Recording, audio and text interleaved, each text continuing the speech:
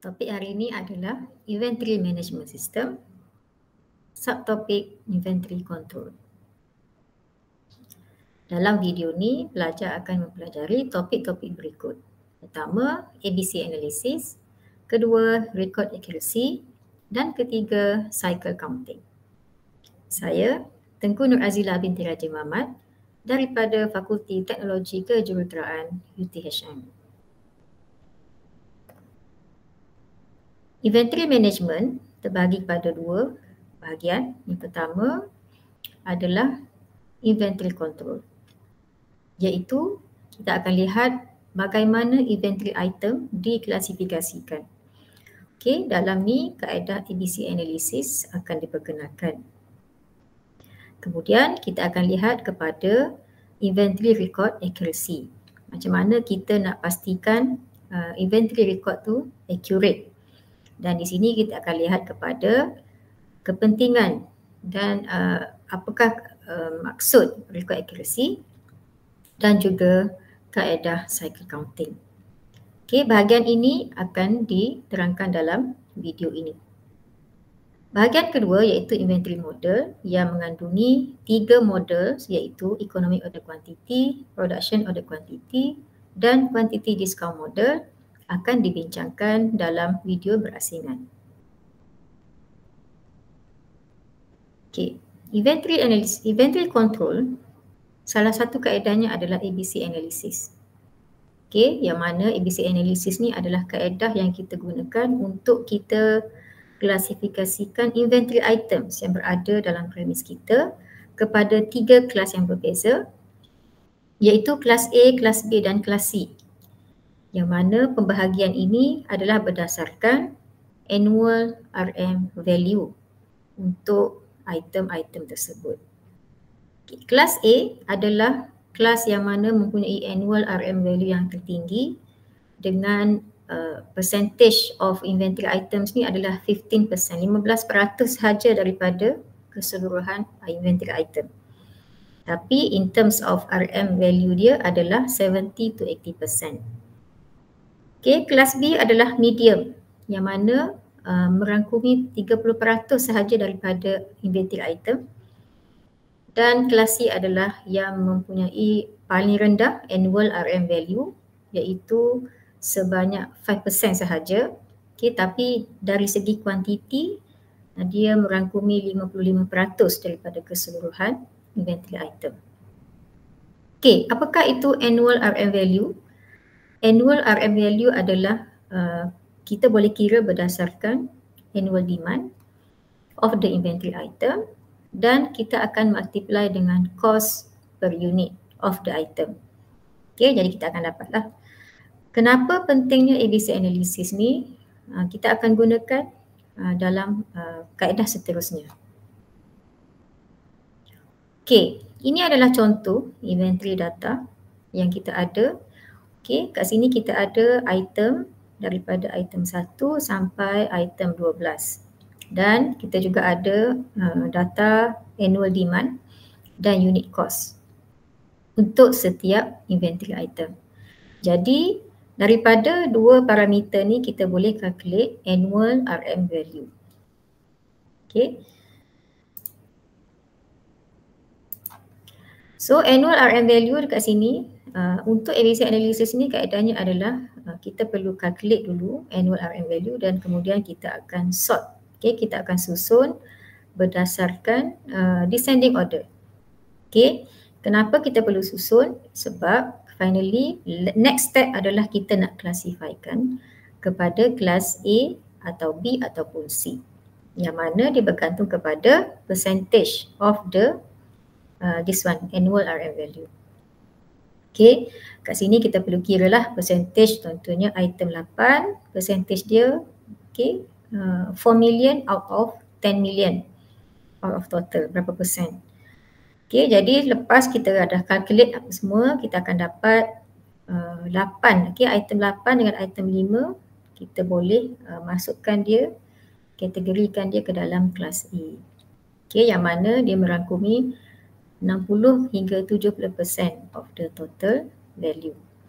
Okay, dan kita kiralah seterusnya dan kita akan dapat item yang kat bawah ni merangkumi 10 hingga 15% daripada total annual RM value dan kita letakkan dia dalam kelas C kategori.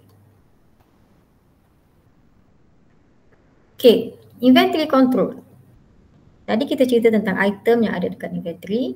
Okay, sekarang kita nak cerita berkenaan dengan kenapa perlunya kita control inventory dekat dalam premise kita.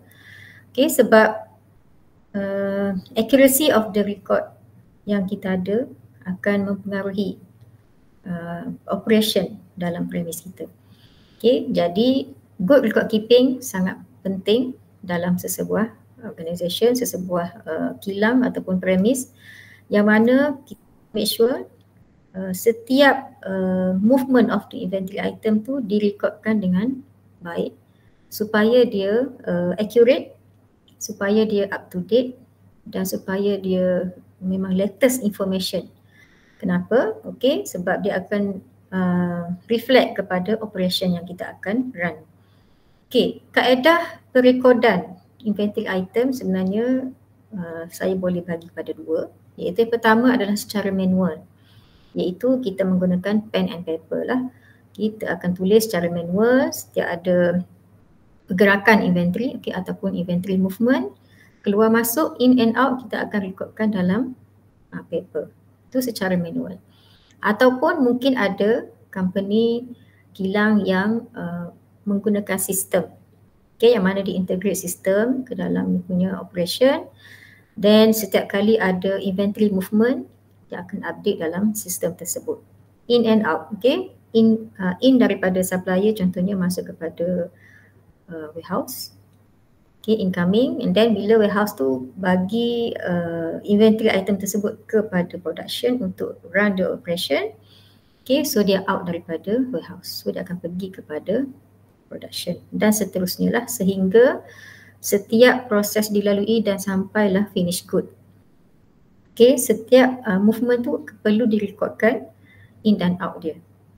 Okay, dan untuk memastikan record accuracy ni, in practice dekat industri kita amalkan satu proses ataupun satu aktiviti yang dinamakan sebagai cycle counting ataupun dipanggil juga stock count ataupun stock take.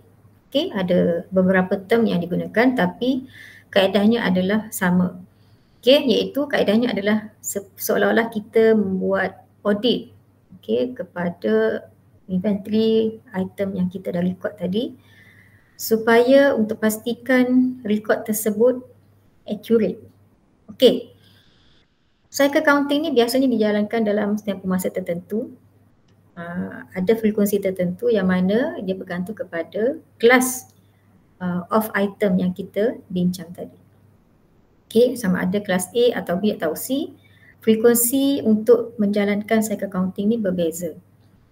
Okay, contohnya kalau kelas A, dia lebih kerap kita akan buat cycle counting mungkin dalam monthly basis disebabkan harga ataupun dia punya annual RM value tu tinggi, jadi kita perlu pastikan supaya item A, item kelas A ni berada pada accuracy yang paling tinggi lah. Kita nak make sure kelas A item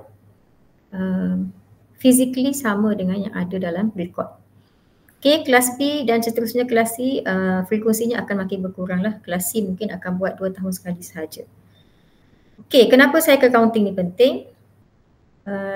Dia penting untuk kita pastikan lah sama ada physically item yang ada dekat production kita, dekat premise kita sama dengan yang ada dalam record yang kita simpan, sama ada record yang bertulis dekat paper tadi ataupun record yang dalam sistem.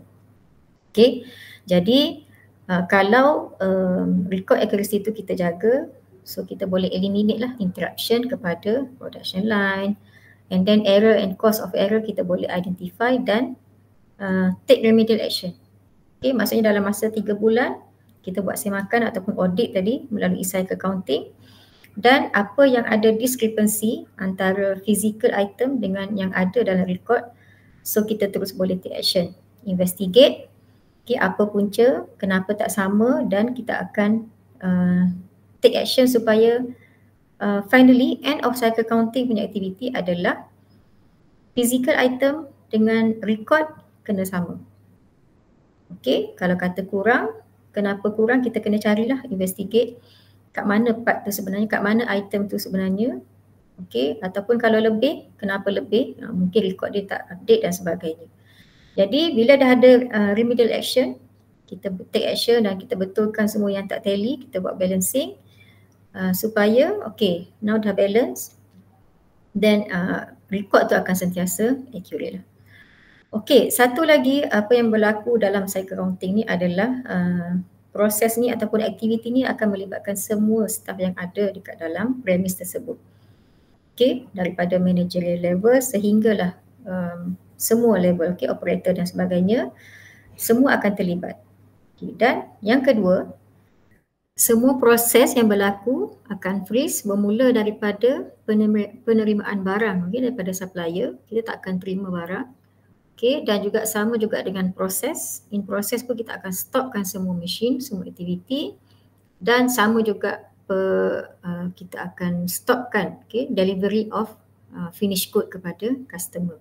Semua kita akan freezekan supaya tidak berlaku any movement, dan daripada situlah kita boleh counter check, okay, antara physical item dengan sistem.